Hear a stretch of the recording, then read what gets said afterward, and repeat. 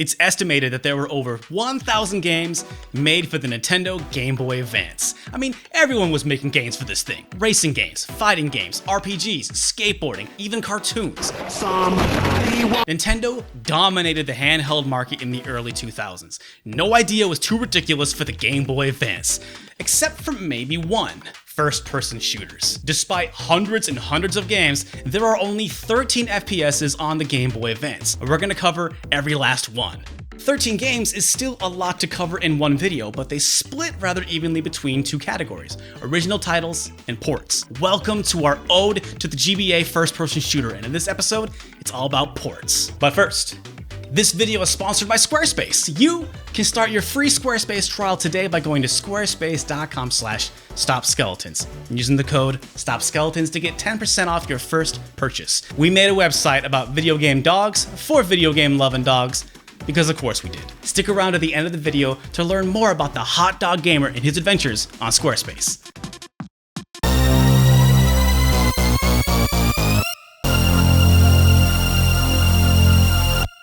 Of the 13 GBA FPSs, 7 of them are ports of PC and console games: 007 Nightfire, Doom, Doom 2, Duke Nukem, Medal of Honor Underground, Serious Sam, and Wolfenstein 3D. And really, there's no better place to start than with Doom. In fact, we've kind of already started. Punching Weight has already covered Doom and Wolfenstein 3D in previous episodes, but we vowed to cover all GBA FPS ports in this episode, so we can't just skip them. Doom 1 was released in October 2001, weeks between two other GBA FPSs, Backtrack and X vs. Sever, making it almost the first FPS on the system, but the first FPS PC port. It was an early system stunner and a damn fine port in its own right. Movement and frame rate are pretty solid, though the draw distance takes some getting used to. In an unfortunate turn of events, the campaign suffers the same fate as most Doom console ports and is modeled off the Jaguar version, meaning it features many truncated and missing levels. The story goes that a custom engine was created for this port. However, in the 11th hour, John Carmack found the source code for the Jaguar port and demanded that it be used instead. This late-game reshuffle may have contributed to other minor mistakes, like the level music being out of order. It's not all bad though. GBA Doom features 8 exclusive deathmatch levels and co-op, and the engine still supports dynamic lighting and brightness options. Though a compromised port, it's still one of the best ports ever of the game. David A. Palmer Productions, the developer responsible, had also worked with id Software in the past with the Game Boy Color port of Commander Keen. However, they would not return for the Game Boy Advance's 2 other id Software shooters. Wolfenstein 3D was handled by Stalker Entertainment. Released in the spring of the following year, March 2002, it is the developer's sole game. Despite some impressive stats, this is an awful port of Wolfenstein 3D and one of the worst FPSs for the Game Boy Advance. Terrible frame rate, poor controls, no music, technically.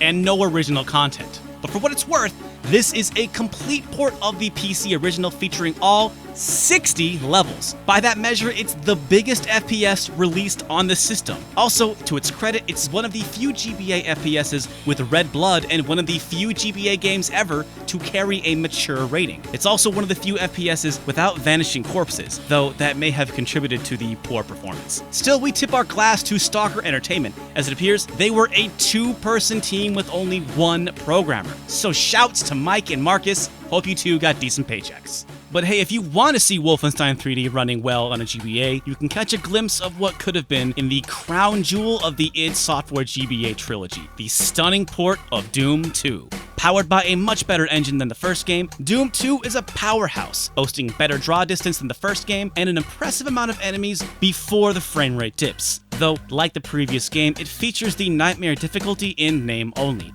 It's still a hardy challenge, but does not feature respawning enemies like the PC version. However, speaking of respawning enemies, it does feature Mr. Resurrection himself, the Archvile, who can resurrect enemies even after their corpses have blinked from existence. I always thought the Archvile was a little overpowered. I never missed him in the PS1 port, but it is nice to see a console Doom properly represent the PC version for once. There are still a handful of minor changes from the PC version, but I always think of these little differences as a feature, not a flaw, spotting them all as like a game unto itself, and it's why playing ported games is fun today. Doom 2 for the GBA is itself an anomaly. While nearly every console under the sun had a port of the first Doom, This is the first console port of Doom 2. This is the first time the complete campaign was fully represented on consoles and not bundled together with the first Doom like the PlayStation 1 and Saturn ports. And because of this, it marks the first time levels like Downtown, Industrial Zone, and even John Romero's Head appeared on the consoles. Now sadly, there are no exclusive deathmatch levels, but there is still 4-player deathmatch and 2-player co-op if you've got the spare copies. Doom 2 GBA is a highly sought after game. It's one I regret not buying when it was new because it's a tough game to find on the cheap. Thankfully, there's emulation, which is how we've been playing it. The team responsible was Australian developer Taurus Games, who actually had hands on a few GBA FPSs, including our next game. Okay, cards on the table. I know this video is about ports, but we had to include Duke Nukem Advance even though it's not a port of the original Duke Nukem 3D. But it's also not really an original game. Duke Nukem Advance has got the quips, the guns, the enemies that you know and love, but it is an original campaign. And it sits with Doom 2 as one of the best FPSs on the system, if not the single best one. First off, Duke Advance really moves. Controls and movement are just great. While I enjoyed my time with Doom 2, there was room for improvement in the aiming sensitivity. Duke Advance nails it. Visuals are good too. The first thing you might notice is how bright the game is. This game came out well before the GBA SP, and even with the gamma all the way down, I imagine it was pretty easy to play this game without a backlight. Controls are simple, and there isn't a whole lot of customization, but there is one option that lets you map jump to select, which I recommend trying if you're really about that come get some lifestyle.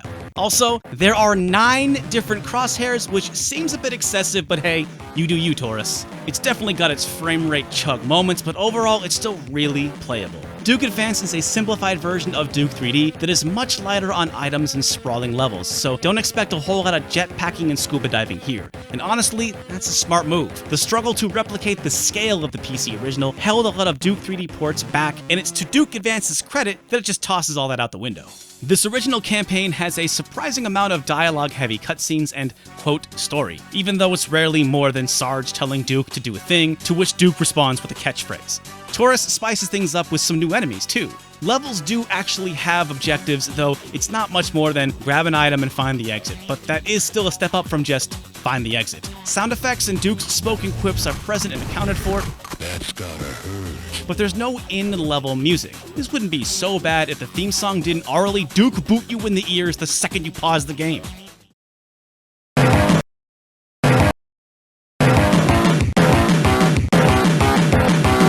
But that's about the biggest complaint for this game. It also supports 4-player deathmatch, but no co-op, though this is where Duke's classic items like the Hollow Duke are hiding.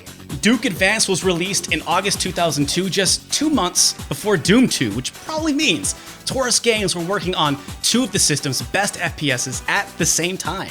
We'll take a look at their original FPS game, Ice 9, later, but for now, this is an impressive showing by Taurus. Let's change gears a little bit and take a look at what is probably the most ambitious game on this list. Not the best game on the list, no. But out of all of the other FPS games, 2004's Serious Sam Advance is probably the most punching weights. Probably. Serious Sam made its name by trying to bust the hardware limitations of PCs by creating massive levels with hordes of enemies, and the heroes at Climax London said, yeah, we're gonna put that on the GBA. Cards on the table again, this is technically not a port of a specific Serious Sam title, but it did its best to live up to its namesake. Taking place in the far-flung future of 2014, Sam has to travel back in time for reasons.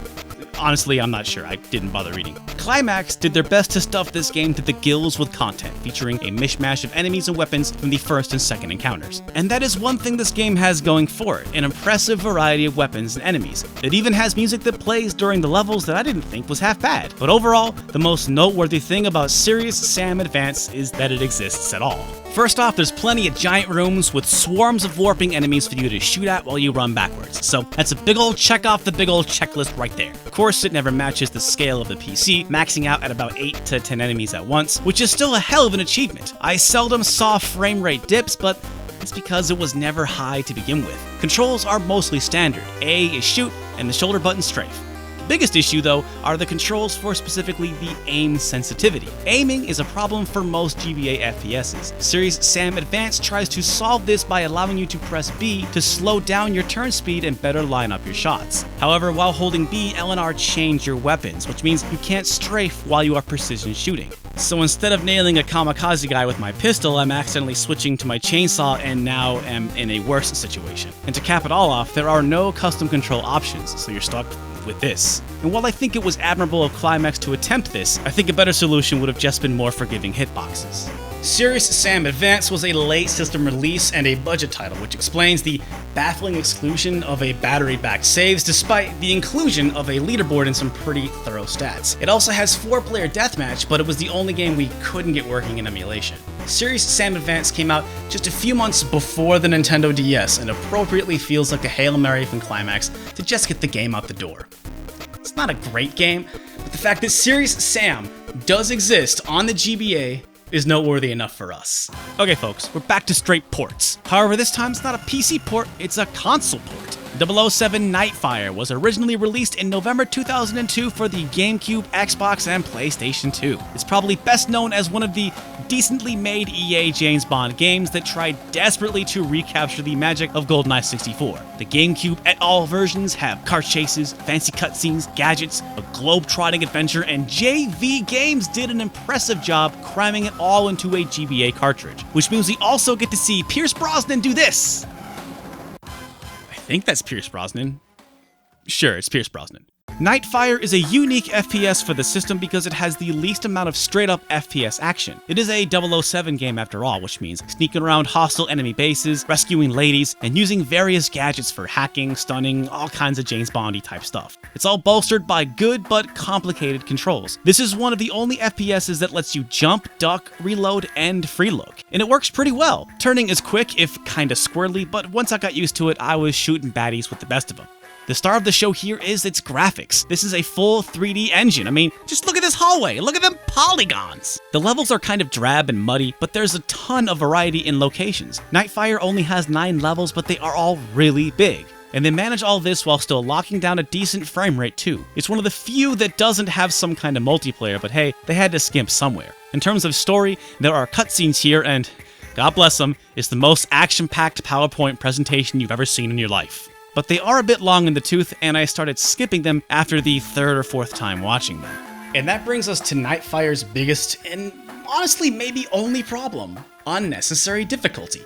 Failing a mission is not just losing all your health. In the 2nd mission, for example, it's also accidentally shooting a hostage. In the 3rd level, it's getting spotted by a guard during a long sneaking section. They're not overly difficult in their own right, and after a couple of tries, I was getting through levels no problem. But that doesn't mean anything if you don't score high enough. In a truly head-scratching move, you are required to get at least a bronze score to progress, which is actually pretty tough to get, especially on your first try. Your score depends on things like speed and accuracy, and the first level was tough enough that we had to pull up a FAQ after trying 3 or 4 times to figure out what the hell was wrong. And then we suffered through the 3rd level, which did a reasonable job of pulling off the dreaded FPS sneaking mission, only to fail it by a couple 100 points.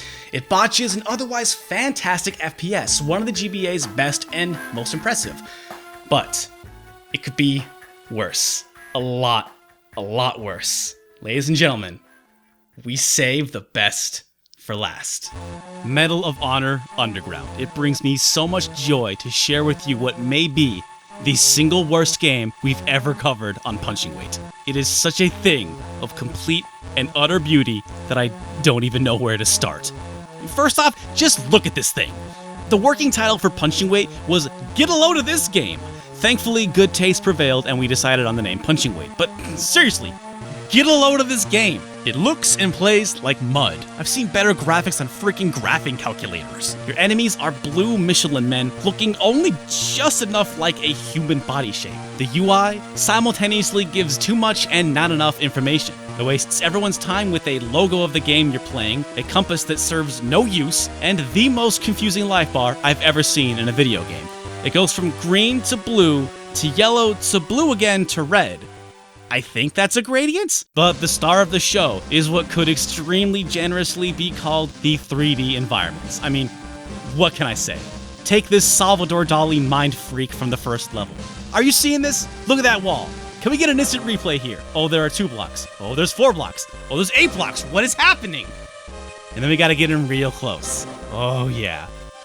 You know, I've never done acid, but I've played Medal of Honor Underground for the GBA, so I think I get the idea. Oh, and do you like the colors brown and gray? I hope you do, because the second level takes place in the French catacombs.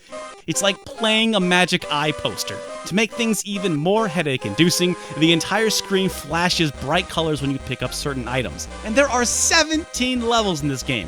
17! There isn't enough aspirin in the universe. But at least there are passwords, which actually this is where we found out they didn't even cut levels from the PS1 game correctly. There's Mission 4 and Mission 6, but no Mission 5. This game does have brief brushes with competence. Despite god-awful music, the sound effects are really good. And though navigating this hellscape is a nightmare, a very generous auto-aim makes the game rather easy. In fact, the auto-aim is almost a tacit admission from the developers that they were also fully aware of how terrible their game was. But here's the dark secret about this, folks. On emulation, this game runs fine. Well, okay, better. We jumped into emulation so we could check out the multiplayer because, sorry, I only owned one copy of this masterpiece. And we discovered that, unsurprisingly, the multiplayer is also terrible. It's only 2 players, the levels are massive, but have no items or ammo, absolutely nothing else, and you seem to only ever respawn in 2 places. Sometimes, like, in the same room, so there's no need for all these giant levels. Also, look how hard it is to even spot the other player. Okay, wait for it. Wait for it. Oh, there it is. There it is.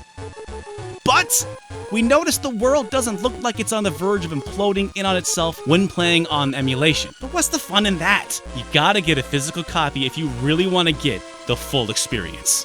This object of unquestionable beauty was made by Rebellion, which is still around and making the Sniper Elite series. They had been around for a while, but notably, this was their first and only attempt at an FPS on the GBA. They did not return for 2003's Medal of Honor Infiltrator, which, by the way, was a more traditional 2D action game. Medal of Honor Underground is probably the worst game that we will ever review on Punching Weight, and we couldn't be more thankful of Rebellion. You're so beautiful. Well, that wraps up half of the FPSs on the system. We'll return early next year for the original FPSs. Just like this episode, expect some incredible highs and some dizzying lows. This video is sponsored by Squarespace. With their 24/7, 365-day support, they've created a platform that's flexible for any kind of website, from musicians to designers to hot dog gamers that just want to talk about their favorite video game dogs. He's like, stop talking about James Bond. James Bond is not a dog. I'm like, yeah, fair. How many dogs? Wow, it's not a dog. I mean, he's a hound dog, you know. So thanks to your suggestions, we've added the most primo reviews for the most primo video game dogs. That's Huey, Brown, yes, even that dog. Where's everyone going? Bingo? Or to that dog? We can't stop. There are too many good dogs. And you can start your free Squarespace trial today by going to squarespace.com/stopskeletons and using the offer code STOPSKELETONS to get 10% off your first purchase. That's squarespace.com/stopskeletons. Thank you so much for watching. This show is also supported by our lovely Patreon supporters. Huge thanks to them. Don't forget to comment and tell us your favorite video game dog or what you think we should cover next. If you like our videos, give them a sub and hit that bell so we can see you again real soon. Mouth open. Yeah. Yeah. You like shoot him in the face. Shoot him in the first person.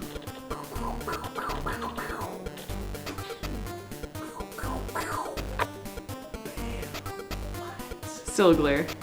And it was out of focus. So beautiful. Wow. Yeah, use it to dry your tears a little bit.